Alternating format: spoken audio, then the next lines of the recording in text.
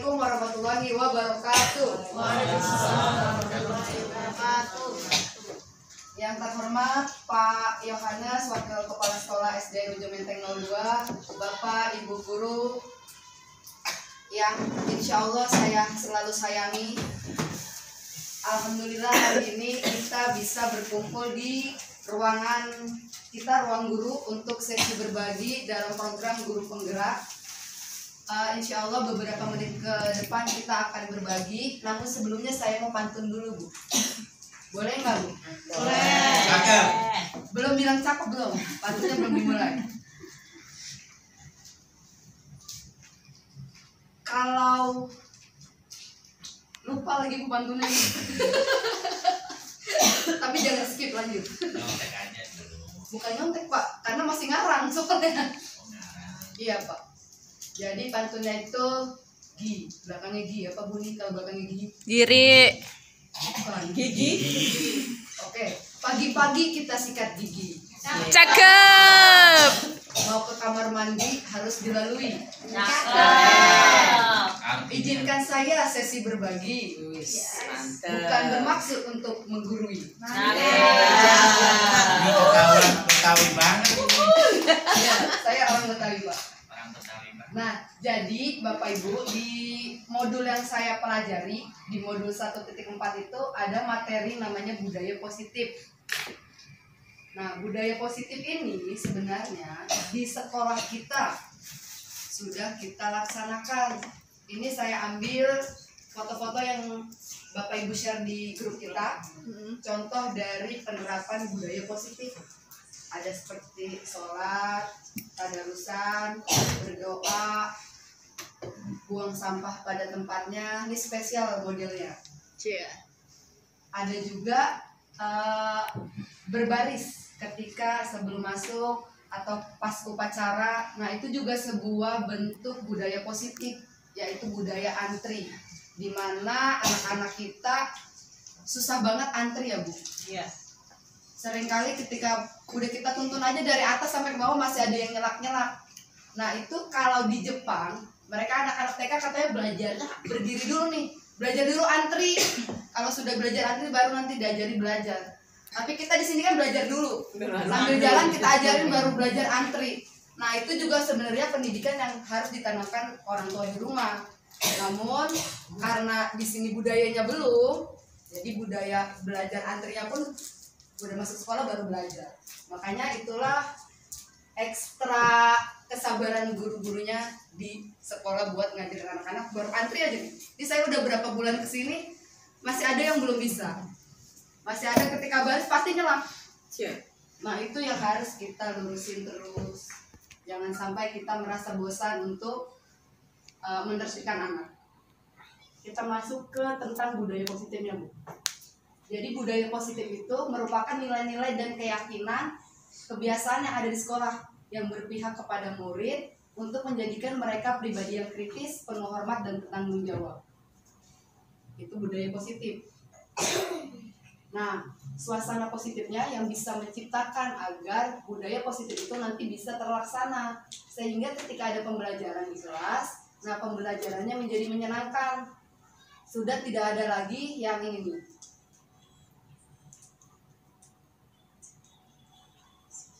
Jadi menjadikan pembelajaran itu sebuah kebutuhan. Jadi mereka butuh, memang ketika mereka belajar mereka sudah sadar mereka butuh ilmu itu untuk bekal mereka hidup nanti di masa depan. Sepi banget ya. Lagi dengerin. Nah, di budaya positif ini ada beberapa materi yang saya pelajari. Ada perubahan paradigma belajar, ada disiplin positif, ada motivasi perilaku yang ini, ada kebutuhan dasar manusia, ada posisi kontrol restitusi, ada keyakinan kelas, ada segitiga restitusi. Kita lanjut ya. Nah, kalau dulu mungkin guru hanya sebagai transfer ilmu saja.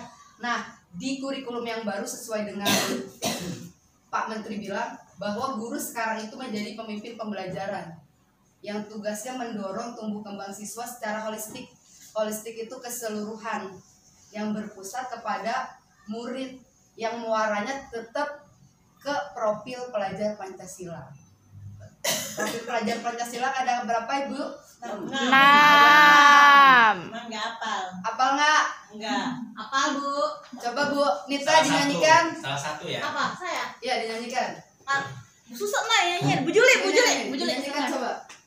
Ya Bu Putri aja. Ayo, Bu Profil Putri, pelajar. Bu Putri. Bu Putrinya enggak ada jadi Bu Nita aja. Ada lagunya. Ayo Bu. 1, 2, 3. Pelajar Pancasila beriman dan bertakwa Kepada Tuhan yang Maha Esa dan berakhlak mulia, berkebinekaan zaman, gotong royong mandiri, kreatif dan bernalar kritis. Terima kasih, tepuk tangan untuk Bu Nita. Bagus lagunya ya. Nah, budaya positif itu yang nanti bermuara kepada 6 profil pelajar Pancasila ini. Kita mundur lagi tadi. Setelah paradigma.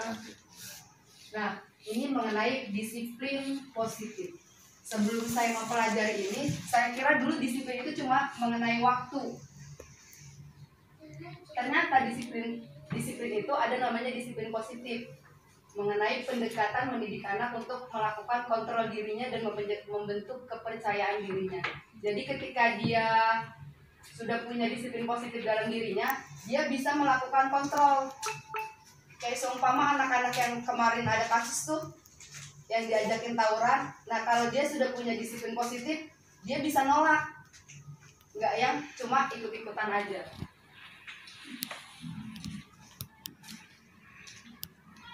Nah, kita masuk ke motivasi perilaku manusia.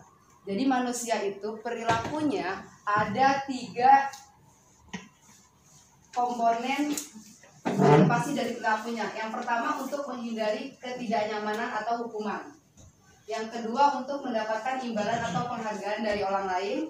Yang ketiga untuk menjadi orang yang mereka inginkan dan menghargai diri sendiri dengan nilai-nilai yang mereka percaya. Dari tingkatan ini, tingkatan yang terakhir yang paling bagus.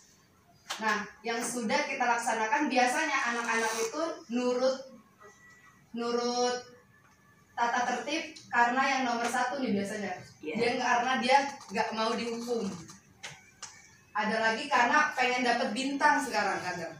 Anak-anak jadi tertib karena pengen dapat bintang, nggak pengen dihukum. Nah, sebenarnya kalau disiplin positif yang tadi itu mengharuskan anak jadi yang ini Bu.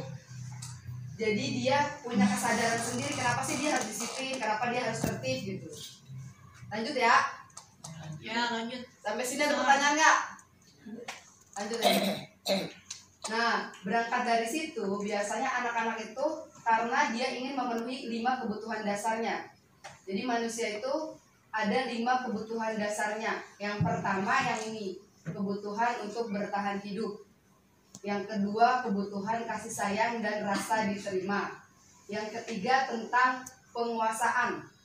Yang keempat, ada kebebasan. Dan yang kelima, ada kesenangan. Nah, biasanya dari yang saya pelajari di modul itu, ketika anak-anak sudah kebutuhan ininya terpenuhi, nanti mereka akan bisa melakukan pembelajaran yang mereka anggap menyenangkan untuk mereka. Yang penting kebutuhan dasarnya bisa dipenuhi. Nah, kemudian materi berikutnya ada namanya posisi kontrol. Posisi kontrol ini disampaikan oleh seorang tokoh bernama Diana Gosen.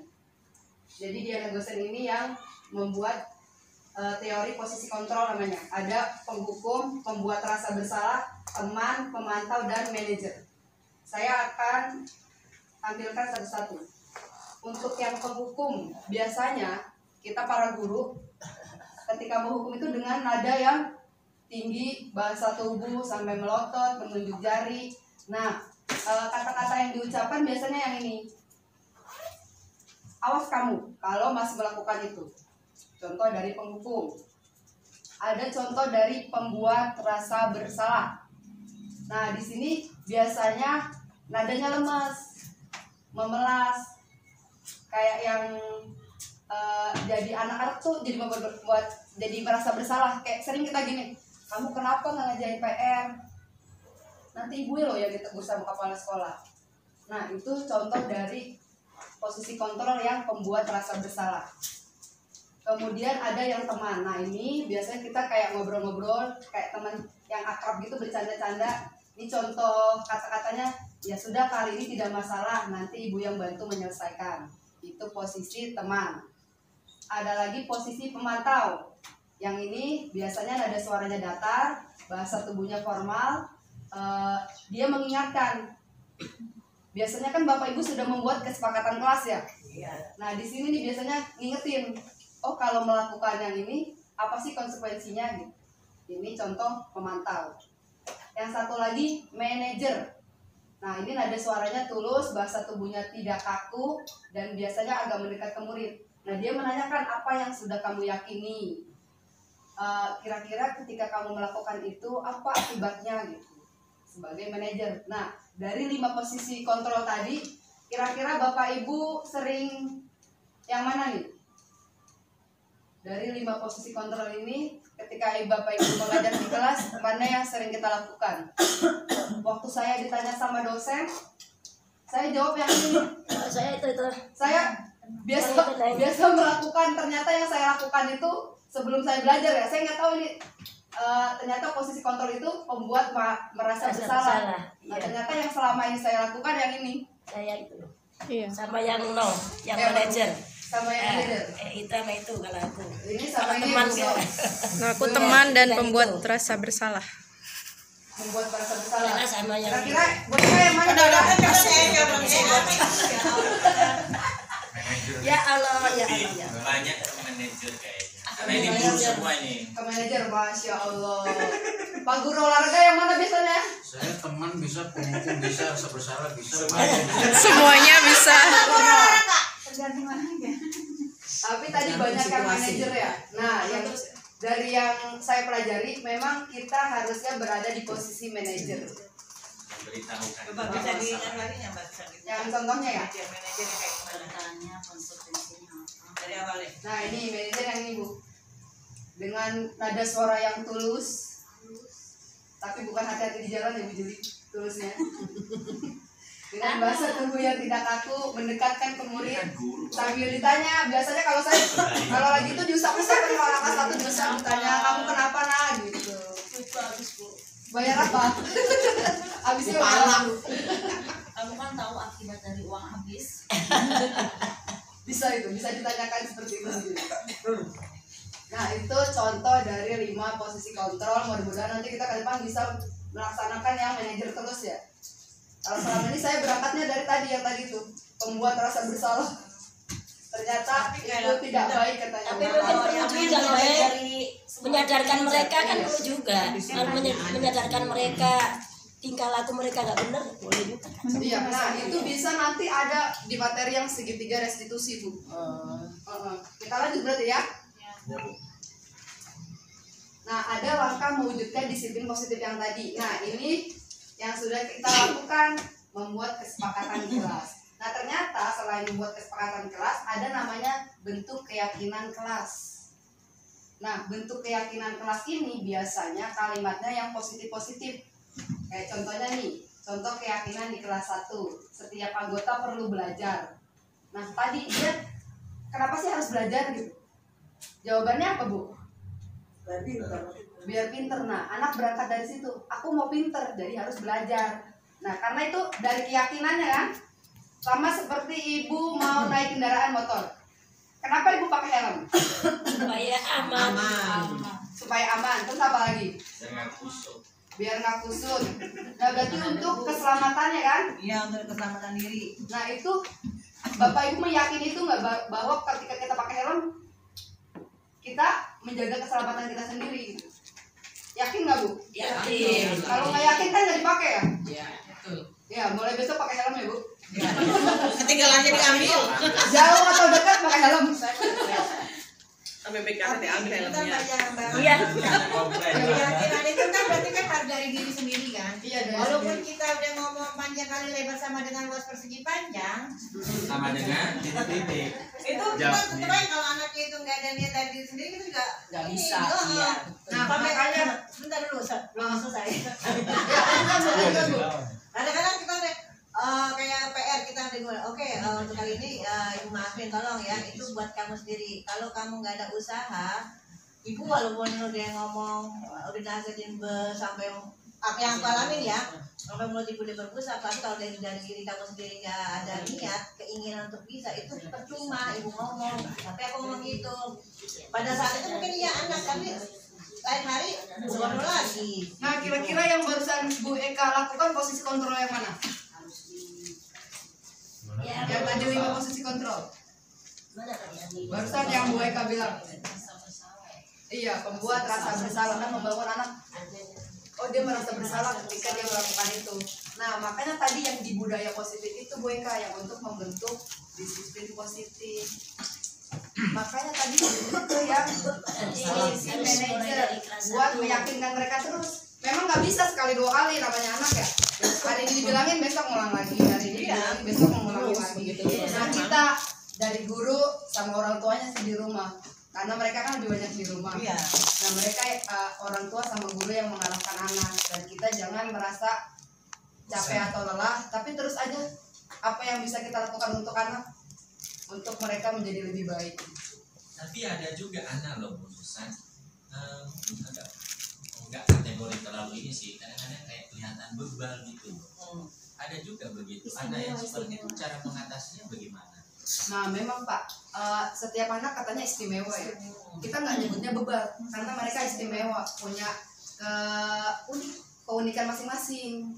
Nah, kita lah di kurikulum kita tuh Pak, yang mengeksplor kan mana nih bakat mana yang bisa ditonjolkan.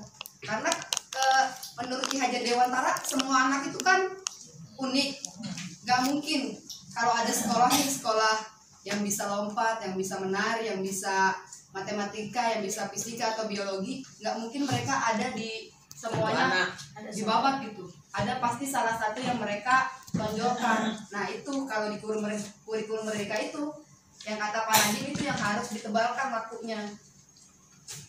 Minatnya di mana nih? Nah, itu yang kemarin Bapak bilang pembelajaran terdiferensiasi itu. Jadi sesuai minat bakatnya. Kita yang ngarahin Pak, tapi mungkin memang kita harus ekstra sabar sama semangat terus Pak. Lanjut. Supaya anak-anak tersebut bisa menemukan potensinya. Lanjut ya Pak. Nah, ini contoh keyakinan yang di kelas 1. Yang ini contoh keyakinan di kelas 5. Jadi kalimat-kalimat yang ada di sini kalimat yang positif. Kayak misal ini, senantiasa bersikap positif, senantiasa menjadi terbaik, percaya dan menghormati orang lain serta barang miliknya, berkomitmen terhadap tugas, senantiasa membantu. Jadi ketika biasanya kita kalau nanya ke anak, kenapa sih kamu harus komitmen terhadap tugas? Secara lisan mereka bisa jawab, iyalah Bu, biar dapat nilai, biar nggak dihukum, biar ini. Tapi prakteknya banyak sekali yang melenceng. Ada yang nggak bawa Bu, ketinggalan, lupa Bu nggak ngerjain, lupa Bu saya sibuk di rumah atau apa-apa gitu. Ada aja alasannya, lupa ke sekolah nggak bawa buku. Nah, ada yang nggak bawa buku. Itulah berbagai alasan yang biasanya dilontarkan anak. Nah, kita ya sebagai guru ya untuk selalu memudayakan positif, biar anak sekali 2 kali ditegur ya Bu nih, 3 kali pasti kita tegur dan ingatkan gitu.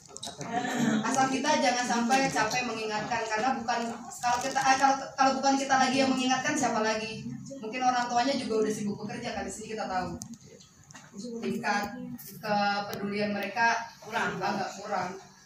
Jadi kitalah yang harus ekstra. Ini contoh keyakinan di kelas 7.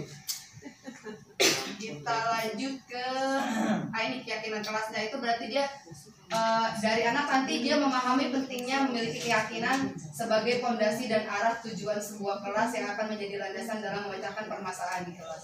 Tadi keyakinan yang dibangun, apa sih konsekuensinya ketika melakukan itu? Jadi buat benteng di dirinya. Ketika ada nanti temennya mau ngajak tawuran, mau ngajak berantem, nah anak-anak sudah sadar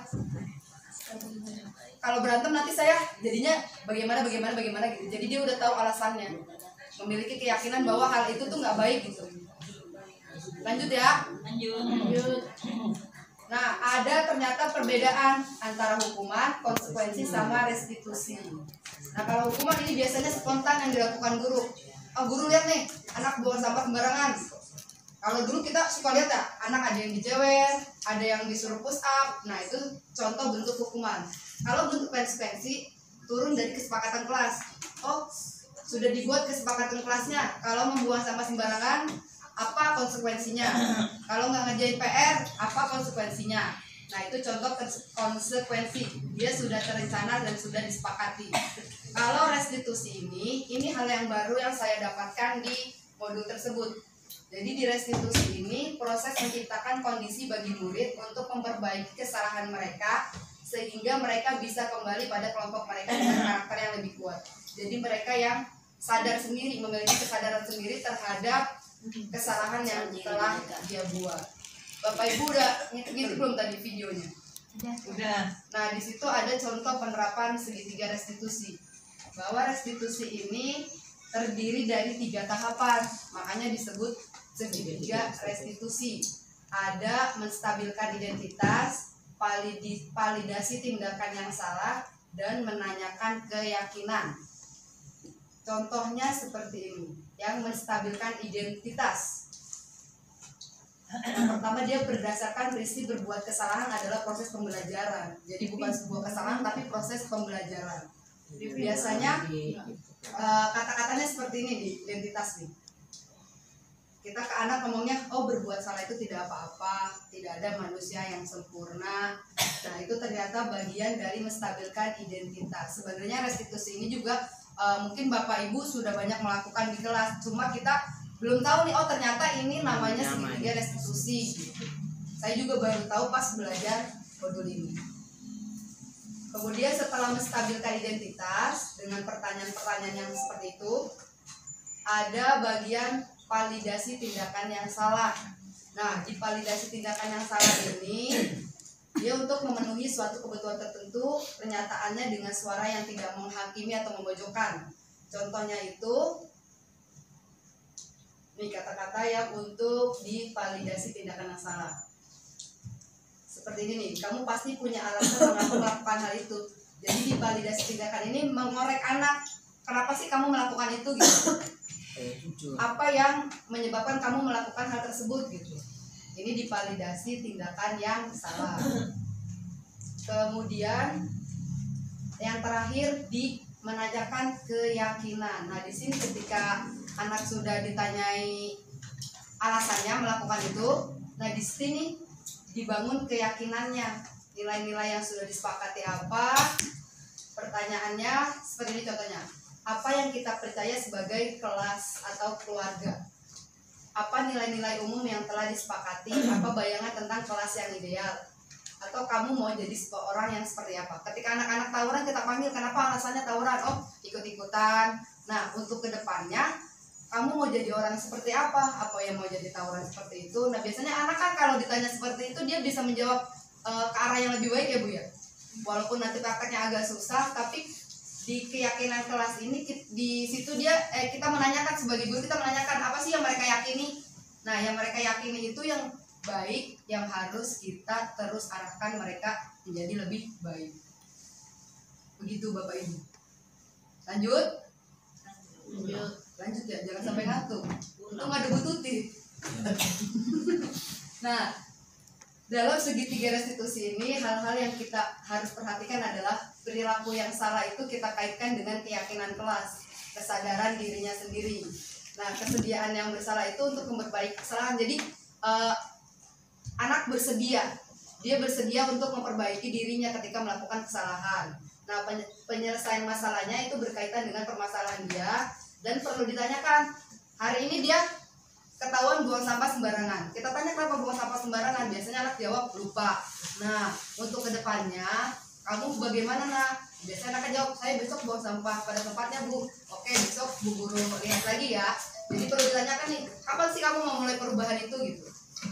Jadi nggak yang anak, Ibu besok saya mau berubah tapi tidak berubah-berubah. Nah, itu tadi yang 5 posisi kontrol kita perlu untuk terus mengontrol anak, melihat perkembangan mereka, apakah mereka sudah berubah, apakah mereka sudah lebih baik dari kesalahan-kesalahan yang telah mereka perbuat. Seperti itu Bapak Ibu. Terima kasih. Untuk sebelumnya ada yang mau ditanyakan mengenai beberapa materi yang sudah saya bagikan barusan? Apakah ada pertanyaan atau kita menjadi bingung?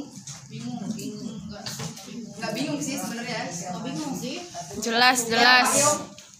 Tentang tadi apa manajer itu ya? Iya, yang posisi Dalam manajer. keadaan sadar mungkin kita bisa Manajer. tapi pada kenyataannya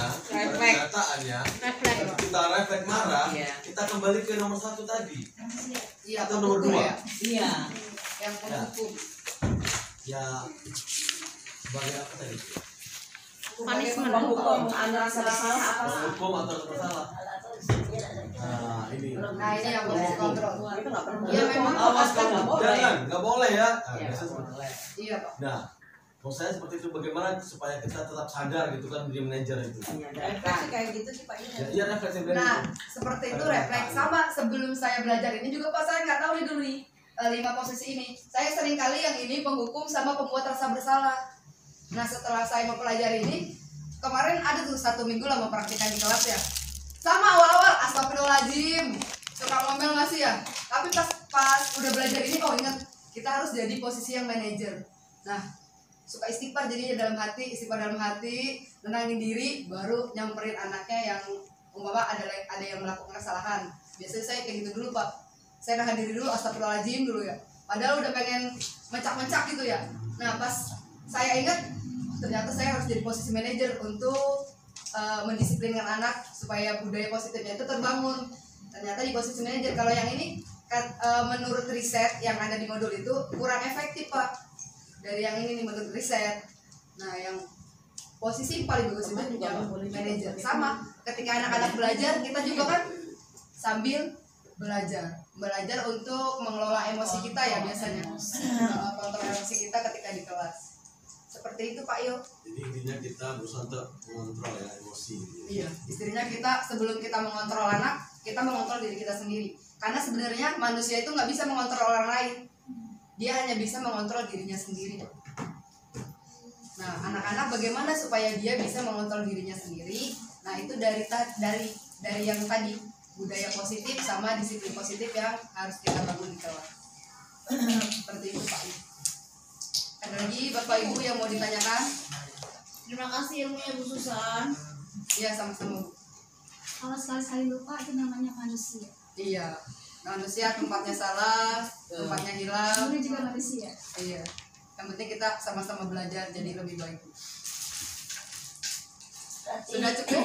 Nah ini sangat bagus dimulai dari kelas 1 tuh. Kalau udah kelas 1 udah bagus, nanti insya Allah Iya. ke kelas berikutnya Kelas segini akan kan menjadi agak susah ya. rasanya lebih bagus pelajarannya. Kayaknya. Iya memang Bu. Jadi Dari, dasar untuk intinya. kelas Dasarnya dari- dulu San. dari kelas kita memang sudah mulai Ya, kalau ditanamkan ya Bu ya, sudah seperti ini tentang nanti budaya positif ini. insya Allah lah untuk kedepannya, maksudnya anak-anak kita akan lebih bagus ya. Iya. Dan kalau untuk kelas saya nih, kelas 1 yang paling saya itu di kelas itu yang paling itu tuh ragil.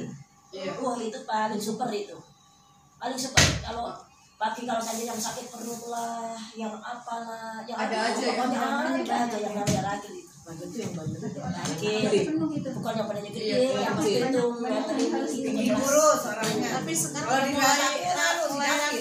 ya makanya nanti saya terus mulai gitu. Mulai rapi. Si Ragil itu, Rafa juga sekarang udah mulai agak-agak ini, tadinya kan belum banget kan, mulai ini. Nah berarti alhamdulillah Bu Ibu kan Iya harus ya maksudnya mendisiplinkan dia ya, ada progres gitu, ada perubahan yang lebih baik dari dia. Memang kadang kita di sekolah kayak bengkel ya, di rumahnya kita nggak tahu nih pergaulan Iya, mereka apa. iya. Karena di sekolah paling lama kelas tinggi dari jam 7 sampai jam 12. Iya. Lebih lama mereka di rumah, banyak lingkungan yang mempengaruhi. Iya. Kita di sini mengajarkan yang baik-baik, mereka balik ke rumah kita nggak tahu apa kan. Tapi ya itu mungkin mudah-mudahan jadi amal baik kita ya Bu ya.